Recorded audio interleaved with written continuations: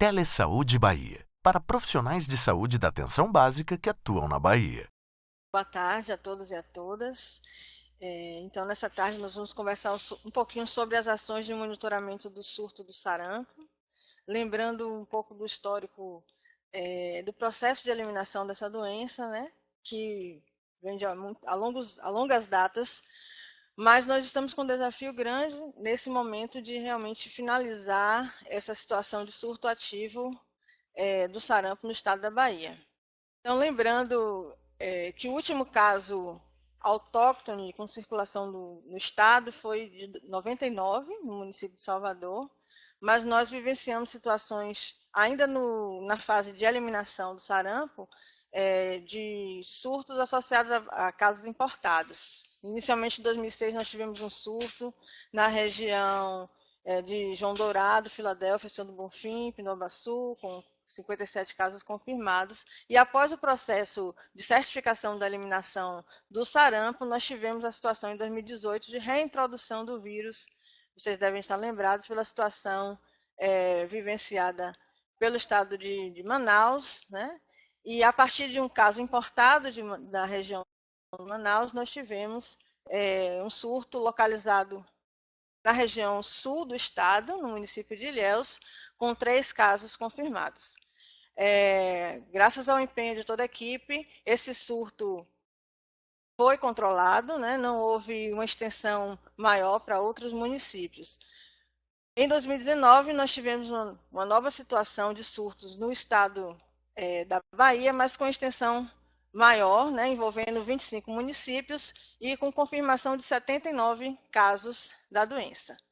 Esse surto foi iniciado a partir de casos importados, nós vamos mostrar a seguir a situação inicial, mas com algumas cadeias com uma extensão maior, envolvendo mais de um município. Em 2020, nós estamos na seguinte situação: nós temos 3 casos confirmados da doença no estado, distribuídos, na verdade, em 2 municípios, não 3, como está aqui. Então, a gente tem que estar bastante atento nesse momento, porque a gente ainda não está numa fase de efetivo controle, né, do surto, que ainda temos alguns casos confirmados, mais recentes, para definição de caso, né? Lembrando que todo o município afetado pelo sarampo em surto ativo é uma área de risco. Então, as pessoas que residem nesse município e os visitantes deve-se ter uma atenção maior, porque apresentando sintomatologia compatível com o quadro de sarampo, né, com febre, exantema, máculo papular, morbiliforme de direção céfalo-caudal, acompanhado de sinais e sintomas respiratórios, tosse, coriza ou conjuntivite, ele já vai se enquadrar numa suspeita de sarampo, independente da idade e da situação vacinal. E todo caso suspeito, ele deve ser notificado de imediato, como a gente já sabe. A notificação deve se dar dentro das primeiras 24 horas do conhecimento do caso. A garantia do diagnóstico por laboratório de 100% dos casos de sarampo, que é o ideal, né? Porque numa fase em que nós estamos de surto, a gente sabe que às vezes há uma dificuldade de se ter a garantia do exame em algumas situações, mas a gente avalia também o vínculo epidemiológico entre os casos e o ideal é que se tenha realmente uma amostra de sorologia, né, no caso suspeito, e essa amostra deve ser coletada nos primeiros 30 dias após o início do exantema. Em algumas situações vai haver a necessidade de uma segunda coleta no intervalo de 15 a 25 dias da primeira amostra, e esse detalhamento do que se diz ser necessário, né, está no protocolo, no guia de vigilância, a gente sabe, pela análise dos resultados da primeira amostra, a gente já tem indicativo de se há ou não necessidade de se coletar uma segunda amostra. O ideal também é que, para todo caso suspeito, se garanta a coleta de espécimes para a identificação viral e, no caso específico do sarampo, o material de eleição para identificação viral é urina e secreção de naso orofaringe. A coleta tem que se dar até os 7 dias após o início do exantema, que é o prazo, né, ideal para a identificação viral. Então, o processo que se dá a partir do conhecimento de um caso suspeito, né, no processo de investigação epidemiológica, a gente tem que garantir a coleta de dados que permitam se ter um conhecimento mais aprofundado dos aspectos clínicos, né, relacionados à doença, dos contatos que tiveram, contatos diretos e indiretos com o doente, para que se possa proceder à ação de bloqueio e às ações de controle. Então, a pesquisa de campo envolve a coleta de dados através do preenchimento da ficha individual de notificação e de investigação do SINAM, da busca ativa, dos contatos e dos casos secundários. Os casos secundários são aqueles casos que podem surgir após 30 dias da ocorrência dos casos índices, dos primeiros casos, né? E contatos. Contatos podem ser contatos diretos e indiretos. E a gente tem a necessidade de conhecer rapidamente esses contatos para poder desencadear a ação de bloqueio vacinal.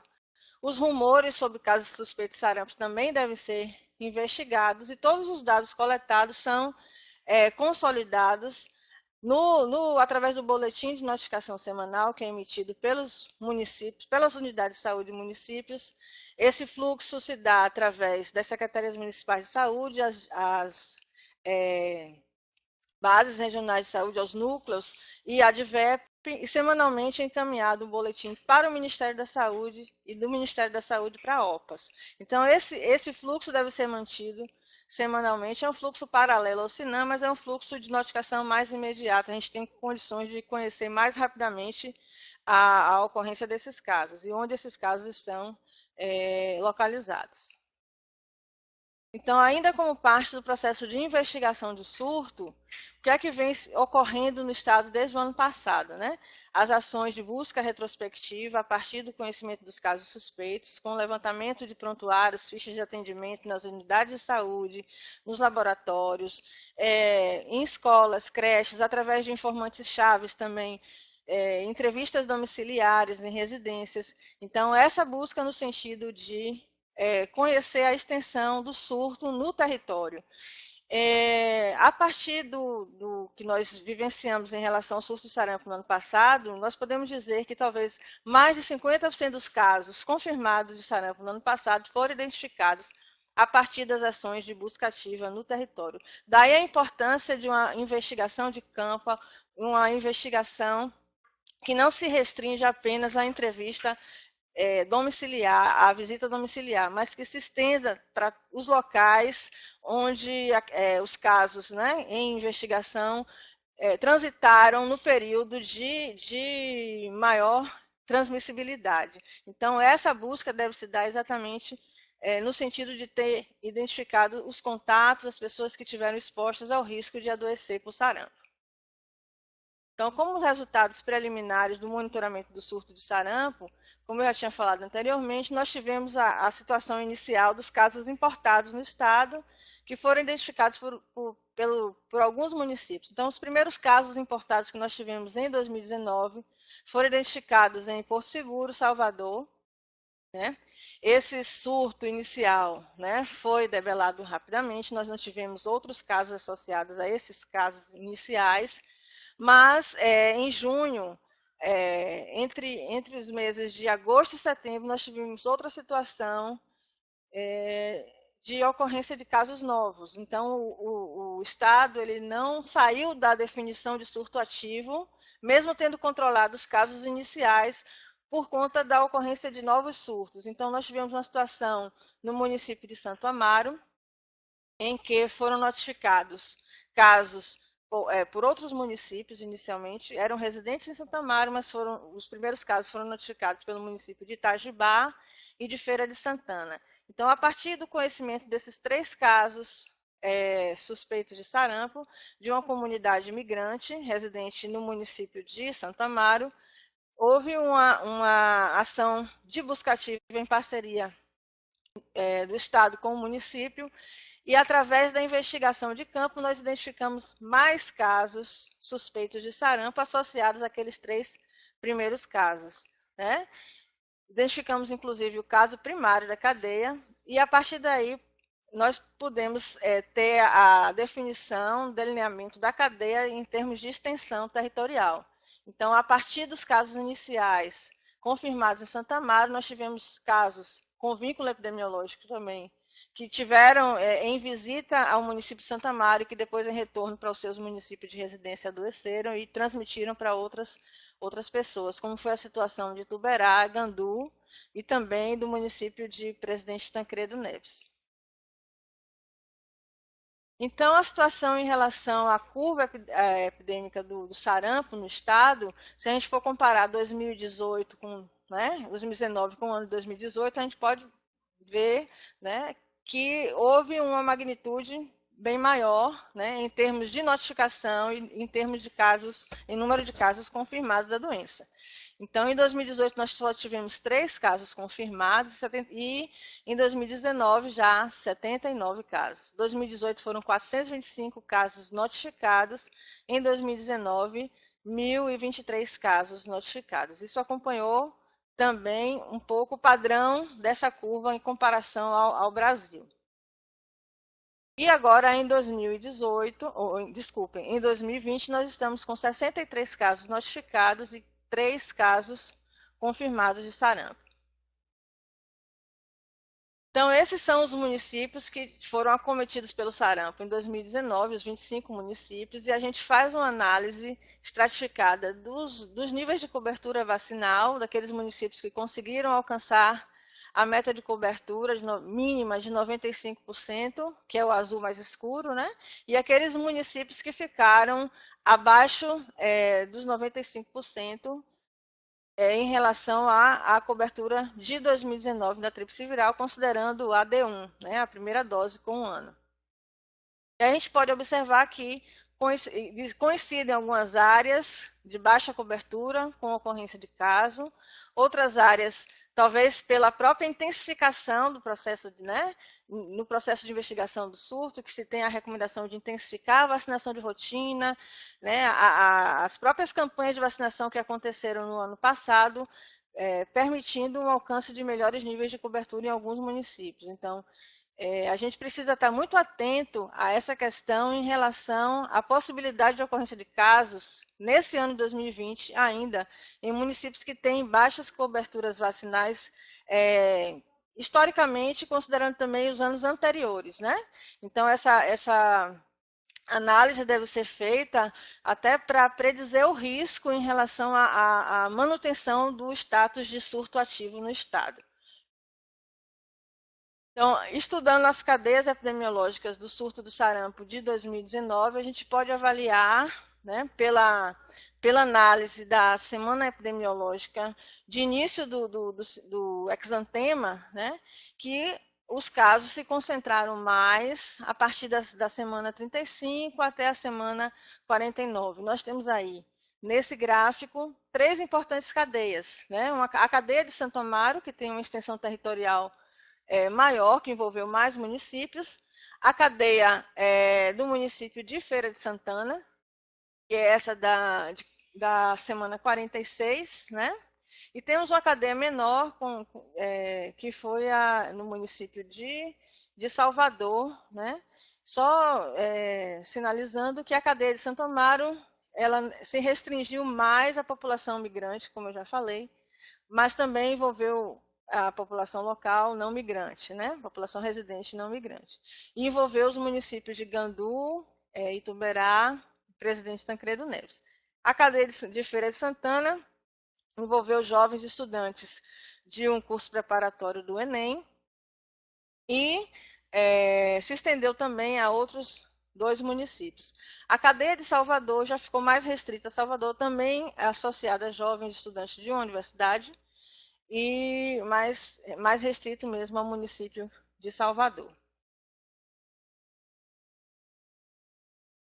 Então, aí também a situação de Irará, que eu não tinha pontuado anteriormente, em relação à cadeia de Santo Amaro, que foram 2 casos em Irará. Então, Santo Amaro tiveram 17 casos confirmados, Gandu foram 6 casos, Presidente Tancredo Neves 3, Ituberá 3 e Irará 2. Desses 5 municípios, apenas o município de Irará, os 2 casos não pertenciam à comunidade migrante. Feira de Santana foram 15 casos no total. Nós tivemos 2 casos associados a um surto de Feira de Santana em Conceição da Feira e um caso no município de Serrinha. Então, atualmente, nós estamos ainda no status de surto ativo, né, porque nós temos, de acordo com essa tabela, né, todos os municípios que tiveram casos confirmados em 2019 e a situação atual de 2020. Então, o que é que coloca o Estado ainda nesse status de surto ativo? Nós ainda estamos no período de monitoramento, né, dentro dos 90 dias, para possíveis ocorrências de casos novos, em relação à situação de Lauro de Freitas, que são os casos mais recentes, sendo que os mais recentes, na verdade, são 2 casos. Um desses 3 casos foi de 2019, mas nós temos duas irmãs, né, que têm um vínculo entre si, e dentro desse período transcorrido de 44 dias da data do exantema do último caso, ainda colocando o Estado nesse status de surto ativo. Os demais municípios já tiveram seus surtos controlados, como a gente pode ver, né, pelo período transcorrido do último caso, já ultrapassou os 90 dias do monitoramento, inclusive em relação ao município de Feira de Santana. Em relação à distribuição por faixa etária, nós temos, pela análise, visualmente a gente pode perceber que existe uma concentração maior de casos confirmados da doença entre pessoas de 15 a 19 anos, né? Em seguida de 20 a 29 anos e indivíduos com 1 a 4 anos de idade. Mas analisando a curva da incidência, a gente pode perceber que ainda assim a incidência permanece maior nos menores de 1 ano de idade. Então, as populações de maior risco são os menores de anos, seguido de 15 a 19 anos. E lembrando que são população de menor de ano, a partir dos 6 meses, já está incorporada na vacinação de rotina, né? Já está contemplada pela vacinação de rotina a partir dos meses de idade, com a dose 0. Né? E 15 a 19 anos, nós já tivemos também, tanto 15 a 19 anos como 20 a 29 anos, a oportunidade também de estar vacinando na rotina. Então, essas populações, elas são suscetíveis, em sua maioria, porque realmente ou nunca foram vacinadas ou não tiveram uma resposta adequada à vacina. Em relação à distribuição dos casos confirmados, o maior percentual dos casos está no sexo masculino, 54% dos casos confirmados de sarampo são do sexo masculino. E em relação às ações para a contenção do surto, a gente reforça a importância das ações de bloqueio na interrupção da cadeia de transmissão da doença. Então, o bloqueio imediato, dirigido aos contatos diretos e indiretos dos casos suspeitos, foi bastante eficaz no controle do sarampo no ano de 2019, juntamente com as demais ações de intensificação vacinal e as campanhas de vacinação que foram realizadas no ano passado. A sensibilização e a capacitação dos profissionais de saúde é de extrema importância, né, para que se pudesse ter os protocolos divulgados, né, se pudesse ter uma condução homogênea em relação ao manejo dos casos, manejo clínico dos casos de sarampo e a homogeneidade também de informação para a investigação, né, que é super importante.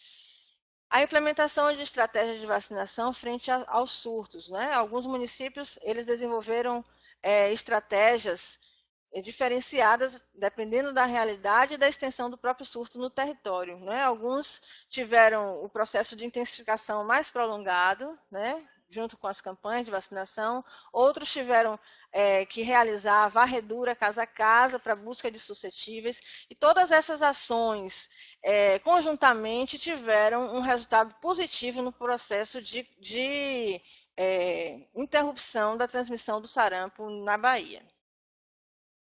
Em relação à articulação intra e interinstitucional, importante frisar, né, as salas de situação do sarampo que foram implantadas nos municípios em situação de surto ativo, a elaboração dos planos de contingência com as ações delineadas e constituição das equipes de força de força-tarefa de resposta rápida nos municípios, né, definindo as atribuições em cada esfera, em cada área de atuação, seja da vigilância, da atenção primária, laboratório, imunizações, e toda essa ação integrada das diversas áreas, resultando realmente numa resposta favorável ao controle do sarampo no território.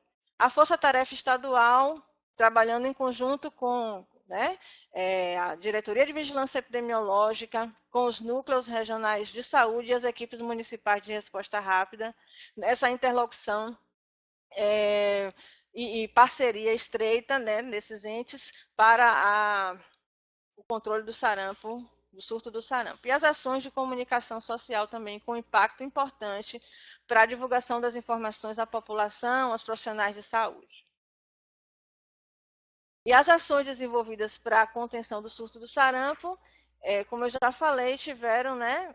Aqui é um resumo geral do que foi realizado no Estado, com bastante êxito, e a gente continua nesse processo de intensificação das ações de vigilância e imunização, com vistas a pleitear o processo de certificação dentro em breve, né, para recertificação do país de área livre do sarampo. E o Estado, nessa mesma linha e nessa mesma meta de eliminar novamente o sarampo. É isso que eu tinha para colocar para vocês. Agradeço a atenção de todos e a gente se coloca à disposição para responder as perguntas. Obrigada. Boa tarde a todos. Então, vamos falar um pouquinho agora da campanha nacional de vacinação contra o sarampo, que é uma estratégia muito eficaz utilizada em nível nacional para conter o surto no país.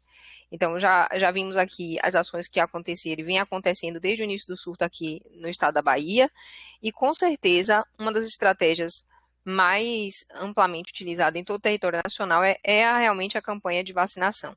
Na verdade, para o sarampo, a gente precisa manter sempre o calendário de vacina atualizado, da mesma forma que para as outras vacinas, mas a gente tem nas estratégias de campanha alguns momentos de intensificação para determinados públicos-alvos. Então, amanhã a gente conclui a primeira etapa da campanha nacional de 2020, que a gente começou no mês passado, que foi especificamente para pessoas de 5 anos até 19 anos de idade. E agora a gente está concluindo, né, uma etapa e já preparando, né, o Estado já vem se preparando para uma nova fase de campanha que estava prevista para começar na próxima segunda-feira, por isso a web foi marcada para hoje, mas de antemão a gente já informa que essa campanha, a segunda etapa, deve ser iniciada somente a partir do dia 23 de março, que é uma previsão que o Ministério deu para a gente iniciar essa campanha em todo o estado da Bahia, né? E as estratégias utilizadas a gente também ainda não recebeu do Ministério. Mas vamos lá, vamos começar com o que a gente tem, né, de informação até o momento. E para isso a gente precisa conhecer o nosso calendário básico de vacinação. Tá? Estratégia de vacinação, ela pode ser feita de diversas formas, né? A gente pode fazer uma intensificação da vacinação de rotina, ou mesmo iniciar uma campanha de vacinação para determinado público-alvo, e aí a gente utilizar várias estratégias, como as vacinações extramuro, a cada domicílio, enfim, a vacinação de bloqueio. A gente tem várias estratégias que também podem ser utilizadas amplamente no território, de acordo com a realidade de cada local. O que a gente tem de informação até o momento é uma previsão, né, de início de campanha para o dia 23 de março até o dia 22 de maio, coincidindo também com a campanha nacional de vacinação contra a influenza. Tá? Então, mas a gente ainda não recebeu a diretriz oficial do Ministério, então por isso a gente traz aqui como previsão. E de uma forma diferente, né, as campanhas últimas de sarampo que a gente vem exercendo em todo o território nacional, a gente vem fazendo somente a vacinação seletiva, conforme o calendário básico de vacinação, mas a proposta para esta próxima campanha, que começa agora, dia 23 de março, é uma vacinação indiscriminada. Mas por que provável? Porque a gente ainda não tem essa documentação oficial do Ministério. Nós tínhamos a agenda hoje de web palestra, mas a gente não recebeu a diretriz oficial, então a gente tem que apresentar aqui para vocês que existe realmente essa previsão, né? Mas quando a gente recebe o documento oficial, a gente repassa isso para as regionais de saúde, que por sua vez repassa para os municípios, então toda a rede vai ficar bem informada em tempo hábil para organizar suas salas de vacina em relação às diretrizes preconizadas pelo Ministério. Não apenas para as vacinações de rotina, mas mais especificamente também para a campanha. Então, provavelmente, na próxima semana, a gente deve divulgar essas informações que o Ministério deve formalizar para a gente o mais breve possível. O que é que a gente precisa orientar os nossos profissionais atualmente? A gente precisa orientar os nossos profissionais que a vacinação, ela continua. Mesmo a gente tendo uma campanha prevista para terminar amanhã, que é a primeira etapa, né, prevista para terminar amanhã, a gente precisa entender que a vacinação contra o sarampo, ela está prevista no calendário básico de vacinação e ela engloba toda a população de 1 ano até 59 anos de idade, uma novidade da Instrução Normativa 2020, tá? Por conta da situação de surto que a gente vive, a dose em criança de 6 meses a 11 meses e 29 dias, até 11 meses e 29 dias, essa dose ela é antecipada nas crianças dessa faixa etária, ela não é válida para a rotina, por isso é chamada de dose zero, e quando a criança faz 1 ano de idade, ela inicia a sua rotina normalmente, fazendo aí a primeira dose do sarampo com 1 ano de idade, respeitando o intervalo mínimo de 30 dias em relação a essa dose zero, ou mesmo 30 dias em relação a outra vacina de vírus vivo atenuado que essa criança, né, de repente fez uso, como por exemplo a vacina de febre amarela, que também já está preconizada a partir dos 9 meses de idade. Então, a gente precisa observar esse intervalo, né, do mínimo de 30 dias entre essas doses de vacinas de vírus vivo atenuado por via parenteral. E em crianças, né, de 6 meses a 11 meses e 29 dias, a gente hoje está fazendo isso amplamente em todo o território nacional. Tá? Lembrando que essa dose não é válida para a rotina. A meta mínima da estimativa de vacinação, a meta da campanha é sempre a meta mínima de vacinar pelo menos 95% da estimativa de não vacinados naquele território, né? 95% dos não vacinados que estão ali elegíveis para fazer uso da vacina contra o sarampo conforme as normas do PNI, que são crianças a partir de 6 meses de idade, já iniciando, antecipando o seu esquema vacinal para se proteger precocemente por conta do surto que a gente vive no país, e a partir de 1 ano de idade iniciando a sua vacinação de rotina normalmente. E a gente tem uma novidade agora, que antes a faixa etária era até 49 anos no calendário, e agora passa, a partir deste ano, passa a vigorar agora a nova faixa etária de até 59 anos. Então, lembrar também que para as crianças de 9 meses que necessitam ser vacinadas para a febre amarela, orienta-se a avaliar o cenário epidemiológico local para ver o que é que a gente vai priorizar neste momento, se vai fazer a vacina de febre amarela ou a vacina do sarampo naquele território. Lembrar sempre que em menor de 2 anos de idade, a vacina de febre amarela e tríplice viral elas não podem ser feitas simultaneamente, e por serem vacinas de vírus vivo atenuado por via parenteral, elas precisam, né, de um intervalo mínimo de 30 dias entre essas doses. O que a gente precisa fazer sempre é evitar oportunidades perdidas de vacinação, tentando atualizar o máximo possível o calendário, conforme o que está sendo preconizado no Programa Nacional de Imunização. Temos algumas particularidades em relação às vacinas que são oferecidas hoje na rede pública, que, por exemplo, a gente não deve usar a vacina tríplice viral do laboratório Serum of India, é um laboratório indiano. A gente vem recebendo doses desse laboratório e de outros também, porque a demanda de consumo de vacinas tem sido grande. Então, se a gente vai fazer uso da vacina desse laboratório, a gente não pode aplicar essa vacina em pessoas menor que 9 meses. Então, para as crianças menor que 9 meses, a gente deve preferir os outros laboratórios, tá? Porque este laboratório só tem a licença de trabalhar para pessoas a partir de 9 meses de idade. E lembrar também que pessoas com alergia à proteína do leite de vaca não devem fazer uso da vacina da Serum. A gente também deve preferir as outras vacinas dos outros laboratórios.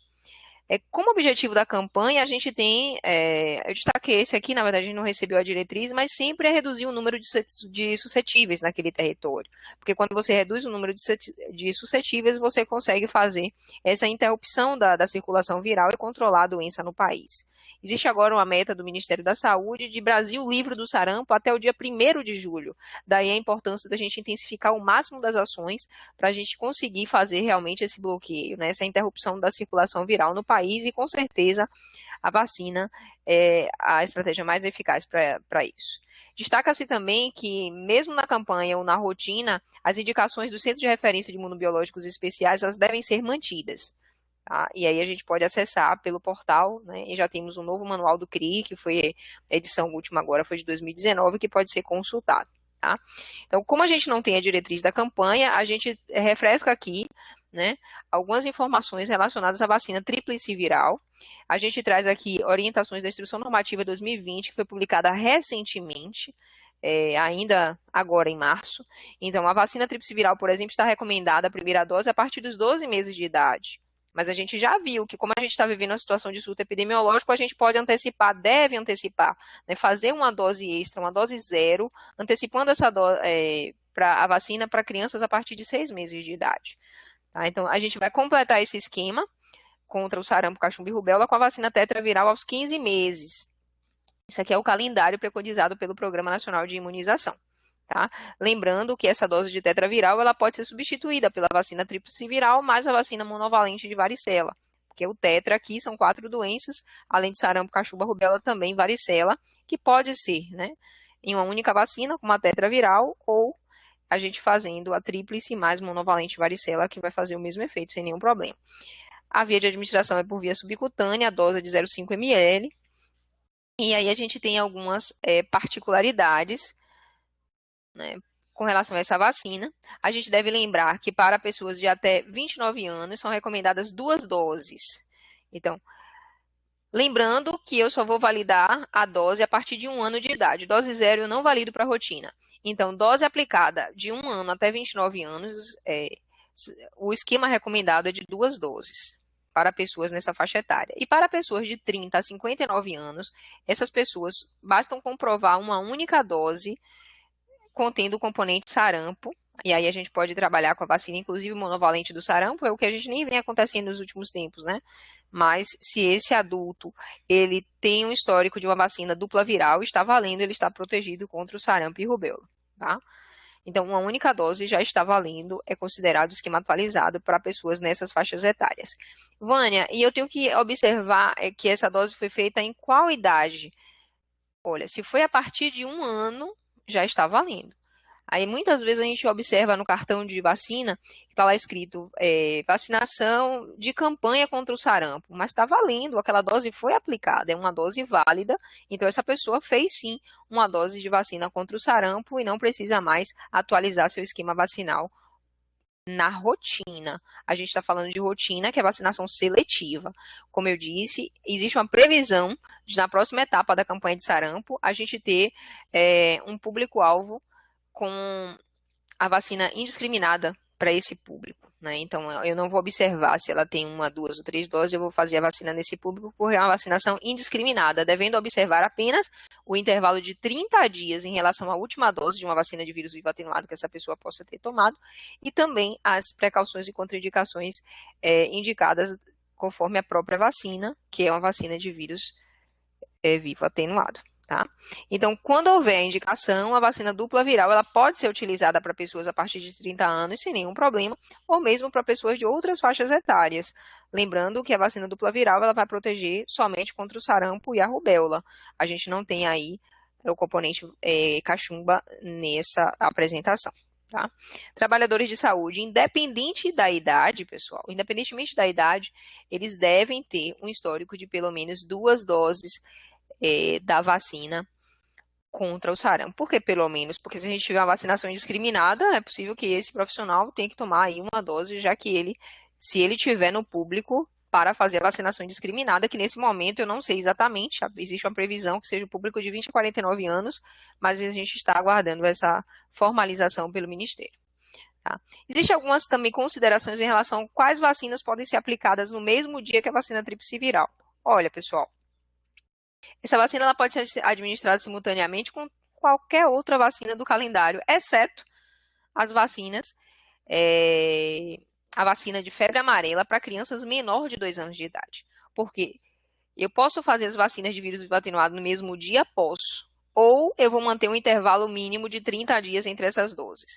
Tem uma situação de excepcionalidade ainda, que é o intervalo mínimo de 15 dias em circunstâncias específicas, onde a gente tenha lá, por exemplo, uma situação de surto dos 2 agravos e que se perdeu a oportunidade de vacinar aquela pessoa simultaneamente para aqueles 2 agravos, e aí eu posso minimizar esse intervalo de 30 para 15 dias, mas o ideal é que seja o intervalo de 30 dias. Se não fez no mesmo dia, manter o intervalo de 30 dias.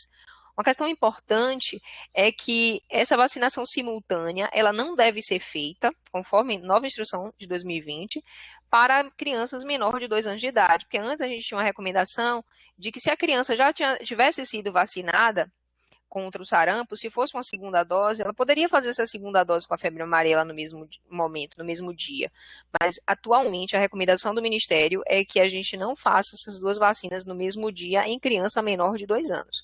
Qualquer vacina? Não. Só a vacina de febre amarela e a vacina da tríplice viral ou tetraviral, tá? Basicamente é isso. Né? Para a criança que recebeu uma dose anterior da vacina tríplice viral e febre amarela, não há evidências de interferência na imunogenicidade entre essas. As 2 poderão ser administradas simultaneamente ou sem intervalo entre essas doses, mas a gente tem que lembrar que para menor de 2 anos, atualmente a recomendação é manter esse intervalo de 30 dias. A vacina com a dose 0 de tríplice viral em criança de 6 meses a menor de 11 anos de idade, a gente tem lá que em situação epidemiológica de risco para o sarampo ou a rubéola, a vacinação ela é antecipada, é o que a gente está observando agora em todo o país, em todo o território nacional.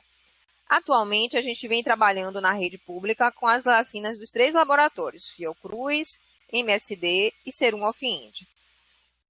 Todas elas a gente pode usar, exceto a vacina da Serum para o menor de 9 meses de idade, e também a gente não vai administrar a vacina da Serum Alfiíndia para pessoas que têm uma alergia à proteína do leite de vaca. Existe também um cuidado específico que pessoas com trombocitopenia não devem fazer uso da vacina do Merck Sharpdone, que é do laboratório da MSD, que também a gente tem na rede em pequena escala, mas a gente tem um pequeno quantitativo de vacinas ainda desse laboratório na nossa rede. Todas as vacinas devem ser mantidas de 2 a 8 graus positivos. Tá? As vacinas multidoses, após a diluição, normalmente elas têm uma validade de apenas 8 horas. E as vacinas que são unidoses, elas devem ser usadas imediatamente, claro, porque você vai diluir e imediatamente aplicar. Então, são essas as observações, né, com relação às vacinas oferecidas para a campanha. O que a gente já divulgou anteriormente está mantido, não há problema. Aqui é só uma revisão com relação à regra geral, que não há necessidade de intervalo para a administração de vacinas diferentes, mas há algumas exceções. No caso das vacinas de vírus vivo atenuado por via parenteral, se não for possível administrar no mesmo dia, mantém intervalo de 30 dias. E a gente tem ainda uma segunda exceção, que é no caso da vacina tríplice viral em menor de 2 anos, que a gente não vai fazer simultaneamente com a vacina febre amarela. Tá? Essa é uma nova recomendação, tá? Isso pode ser observado também no ofício, um ofício recente que a gente recebeu no Ministério, chamando a atenção para não fazer vacinação simultânea de febre amarela e tríplice viral em menor de 2 anos de idade. Como precaução, a gente tem algumas que são comuns às outras vacinas, como adiar em caso de uma doença aguda febril, para não se atribuir à vacina manifestações da doença em curso. E após também o uso de imunoglobulina, sangue e derivados, a vacina deve ser adiada de 3 a 11 meses, devido a um risco de interferência nessa resposta imune. Lembrar também que as crianças em uso de drogas imunossupressoras, não só crianças, né, mas qualquer pessoa elegível para fazer a vacina contra o sarampo, que esteja em uso de droga imunossupressora, ela deve ser avaliada no CRI ou por um profissional antes, né, de indicar a vacina naquele momento para se programar uma vacinação num tempo mais oportuno, com o mínimo de risco para o paciente. E crianças em uso de corticoides em doses imunossupressoras, elas também devem ser vacinadas com intervalo de pelo menos 1 mês após a suspensão da droga. Outras precauções, né, se estiver fazendo uso de quimioterapia, aqui traz o público de crianças, mas agora, para a próxima etapa de campanha, não deve ser crianças, deve ser adultos, então adultos também que estejam em uso de quimioterapia antineoplásica, elas também só devem ser vacinadas 3 meses após a suspensão do tratamento. Então, mesmo que a vacina seja indiscriminada, eu preciso observar precauções por tratar-se de uma vacina viral atenuada. Tá? Transplantados de medula óssea, recomenda-se também manter o intervalo de 12 a 24 meses após o transplante, e também recomenda-se que a gravidez seja evitada por 30 dias após a administração da vacina. Mas caso a vacina seja aplicada inadvertidamente, não é indicada a interrupção da gravidez. O que se orienta é o acompanhamento no pré-natal com a informação de que foi feita aquela vacina de vírus vivo atenuado, a tríplice viral, e a gente deve notificar isso ao órgão local competente para fazer esse acompanhamento, no nível do município, que também vai fazer esse acompanhamento junto com o Estado e o Ministério da Saúde. O que a gente tem de informação, inclusive, é que não tem tido grandes ocorrências ou riscos maiores para o feto ou a gestante, mas como isso ainda não foi provado cientificamente, é importante a gente manter essa precaução de não fazer para a gestante e evitar a gestação se fez o uso da vacina, evitar engravidar por 30 dias. História de anafilaxia, doses anteriores, é contraindicação para qualquer doença, para qualquer vacina, né? Então, a gente também tem que observar isso. E no caso de pessoas com imunodeficiências congênitas ou adquiridas, a gente também precisa fazer uma avaliação, né, individual de cada um. E crianças menores de 6 meses também têm contraindicação de fazer uso da vacina. Lembrar também que eu devo sempre manter as boas práticas de vacinação e todos os profissionais da saúde que tiverem conhecimento da suspeita de um evento adverso pós-vacinal, incluindo um erro de imunização, elas devem notificar as autoridades, né, como a gente já falou há pouco. Então, se houve uma vacinação inadvertida de uma gestante, ela nem sabia que estava gestante, fez uso de uma vacina contra o sarampo. Isso deve ser informado, isso deve ser acompanhado pela autoridade de saúde local até o nascimento do bebê. Então, toda a suspeita de evento adverso também deve ser imediatamente comunicada à coordenação geral do Programa Nacional de Imunização e os profissionais utilizam, né, em cada nível, cada território faz essa notificação no sistema de informação do evento adverso pós-vacinal para fazer esse acompanhamento e essa sistemática de monitoramento via sistema, né? Hoje o PNI dispõe de um sistema específico para a notificação dos eventos adversos pós-vacinais, daí a importância dos municípios alimentarem o sistema de informação. Tá? E lembrar também que não é necessário estabelecer uma causalidade para se notificar um evento pós-vacinal. Então, se houve um evento adverso pós-vacina, esse evento deve ser notificado e investigado, independente de a gente saber se existe ou não causalidade. A gente pode fazer uma associação apenas temporal e já deve notificar, sem nenhum problema. Aliás, é o que é indicado. E todas as notificações devem seguir o fluxo descrito no manual, que é o nível municipal fazer essa notificação e o Estado e o Ministério da Saúde acompanham esse evento. Então, a gente observa também que em qualquer situação, os eventos graves devem ser comunicados dentro das primeiras 24 horas de sua ocorrência, do nível local até o nacional, seguindo esse fluxo que foi determinado pelo programa. Os registros, pessoal. Hoje a gente tem uma novidade no sistema, que é o eSUS. Hoje, toda a plataforma de vacinas, ela hoje está disponível no eSUS, mas nem toda a sala de atenção básica, nem todo estabelecimento de saúde migrou para o eSUS. Então, para quem não migrou ainda para o eSUS, deve manter o registro nominal no SIPNI. E quem já migrou para o eSUS deve continuar registrando nominalmente as doses de rotina ou de campanha, nominalmente no sistema utilizado pela sala de vacina. É extremamente importante a gente registrar a dose que a gente está aplicando, porque é a única ferramenta que a gente tem de fazer esse acompanhamento, esse monitoramento e calcular, inclusive, a cobertura vacinal daquele território. Então, a gente vai vacinar. Eu trago aqui, o que a gente tem hoje é só a estratégia de rotina, dose 1 ou dose 2, de acordo com a situação vacinal encontrada.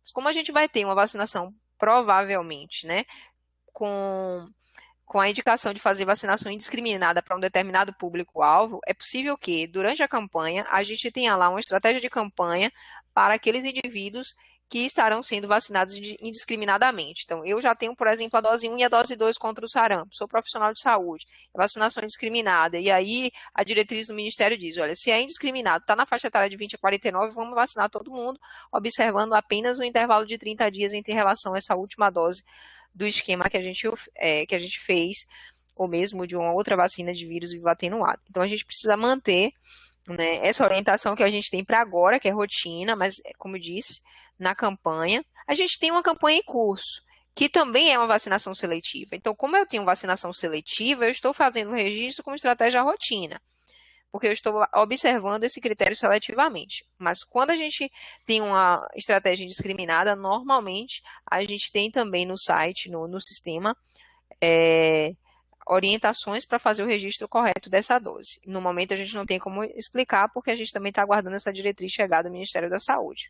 Mas tão logo a gente receba, a gente divulga para toda a rede. Tá? O importante é que a gente fortaleça essas parcerias e que todos precisam realmente ser protagonistas para a gente recuperar esses elevados índices de coberturas vacinais. E se até dia 30 de junho, que é a meta do Ministério só não, é a meta da Bahia, é a meta do seu município, a gente precisa ficar livre do sarampo. E para isso a gente precisa garantir elevadas coberturas vacinais, garantindo coberturas acima de 95% para proteger minimamente nossa população contra o sarampo. E se cada território consegue fazer isso, até 30 de junho, a gente consegue, a partir de 1º de julho, contar aqueles 90 dias que são necessários para que o Brasil possa dar entrada novamente nas documentações para voltar ao status de Brasil livre do sarampo, é o que todos nós esperam, né? Agradecemos mais uma vez a atenção de todos, a gente se coloca aqui à disposição para esclarecer alguma dúvida. Infelizmente a gente não tem a diretriz, peço desculpas mais uma vez, e a gente vai divulgar assim que a gente receba para toda a rede. Obrigada a todos, uma boa tarde. Bom, pessoal, aí, né, mais uma web palestra sobre imunização. Né, lembrando, se vocês tiverem dúvidas, podem postar aqui no bate-papo, que o pessoal está aqui para esclarecer. Aí, acho que, Vânia, só para frisar aqui, o pessoal perguntou que a campanha do sarampo será em conjunto com a da influenza? Ok. A previsão do Ministério da Saúde é a gente começar a segunda etapa da vacina do sarampo, da campanha de vacinação contra o sarampo, exatamente no mesmo dia que a campanha da influenza. Mas como a gente não recebeu esse documento oficial do Ministério da Saúde, a gente não pode garantir isso. Então, por isso a gente apresentou como previsão. Mas a ideia inicial e o que se tem programado pelos órgãos superiores até o momento que se tem de planejamento é que as duas campanhas aconteçam no mesmo período, sim. Em relação ao público-alvo para fazer vacinação indiscriminada, também é uma novidade para a gente não sabe se realmente vai fechar de 20 a 49 anos ou se vai ser em um outro público. O que a gente precisa lembrar é que durante todo o ano, de janeiro a janeiro, eu preciso fazer vacinação seletiva para todas as vacinas do calendário, incluindo o sarampo. Então, muitas pessoas hoje ouviram a mídia falar, amanhã termina a campanha do sarampo. E aí, algumas pessoas correndo, a ideia é que todo mundo mantenha seu cartão de vacina atualizado, mas se a gente não tem o cartão atualizado até hoje, até amanhã, na segunda-feira, a gente pode ir na unidade e fazer a atualização, não só da vacina do sarampo, mas também de todas as outras vacinas do calendário. Tá? Então, isso é muito importante. Agora, é possível, sim, que a gente tenha campanhas contra o sarampo e a influenza acontecendo simultaneamente, por conta dessa meta também estabelecida pelo Ministério, que até o dia 30 de junho a gente precisa erradicar o surto de todo o país, o que é um desafio muito grande para todos, mas se a gente consegue melhorar as coberturas vacinais e atingir elevados índices, a gente consegue sim controlar e erradicar a doença em nosso país. Então, daí a antecipação de todas as estratégias para se fazer agora. E agora a gente tem a vacina da influenza, vai fazer paralelo, vai fazer simultâneo, vai. Não tem nenhum problema, inclusive as duas vacinas podem ser aplicadas no mesmo dia, e como a vacina da gripe é uma vacina de vírus inativado, se a gente não fizer no mesmo dia, eu posso fazer com qualquer intervalo em relação à vacina do sarampo, sem nenhum problema. Vamos aguardar o que o Ministério tem a falar e a validar sobre isso. Pronto. Eu não sei se você já respondeu, ô Vânia. Aqui a Joyce pergunta, qual a programação para vacinação influenza quanto aos grupos? É um pouco disso que você disse. É porque a gente também vai ter, está previsto uma web sobre a campanha da vacinação de influenza, não é isso? Isso, a gente ainda não definiu a data, né? Mas a gente recebeu um informe técnico do Ministério já em relação à influenza. A gente acreditava, inclusive, que o Ministério ia liberar o informe da campanha do sarampo antes, porque a segunda etapa da vacina do sarampo estava prevista para começar na segunda-feira, agora dia 16. E a gente recebeu o informe ontem, hoje a gente recebeu, inclusive, uma errata do informe, e a gente tem, sim, uma estratégia diferente esse ano para a campanha da influenza. Os públicos são os mesmos grupos prioritários, mas a estratégia esse ano vai ser um pouco diferente. A campanha foi antecipada, a campanha da gripe, de vacinação contra a gripe, ela foi antecipada agora para o dia 23 de março. É possível que a gente esteja aí fazendo uma web extra para falar um pouco sobre essa campanha. Mas a gente já tem, sim, que a gente vai ter 3 etapas. Numa primeira etapa serão contemplados os idosos e profissionais de saúde. Numa segunda etapa, a gente vai ter como público-alvo elegível os profissionais das Forças de Segurança Nacional, também os professores das escolas públicas e privadas e também o grupo de comorbidades, de pessoas portadoras de comorbidades e situações clínicas especiais. E uma terceira etapa envolvendo todos os outros grupos. Então, essa é a diretriz que a gente já tem agora, e aí eu antecipo para vocês, mas a gente vai falar mais detalhadamente numa web oportunamente sobre o tema, tá bom? Então, mais uma vez, a gente agradece aí a participação de todos e a gente se coloca à disposição, né, para que toda a equipe de profissionais de saúde das salas de vacina estejam bem informadas e praticando aí de uma maneira padronizada, né, e também atendendo as particularidades dos seus territórios com as estratégias mais adequadas possíveis para a gente conseguir alcançar elevados índices de coberturas vacinais. Telesaúde Bahia, para profissionais de saúde da atenção básica que atuam na Bahia. Disponível em qualquer lugar e a qualquer hora. É fácil e sem complicação. Se você é integrante de equipe de saúde da família, núcleo de apoio à saúde da família, consultório na rua, mais médicos, programa Saúde na Escola e Academia da Saúde. Se conecte com a gente. Por internet, telefone ou pessoalmente. Saiba mais: www.telesaude.ba.gov.br.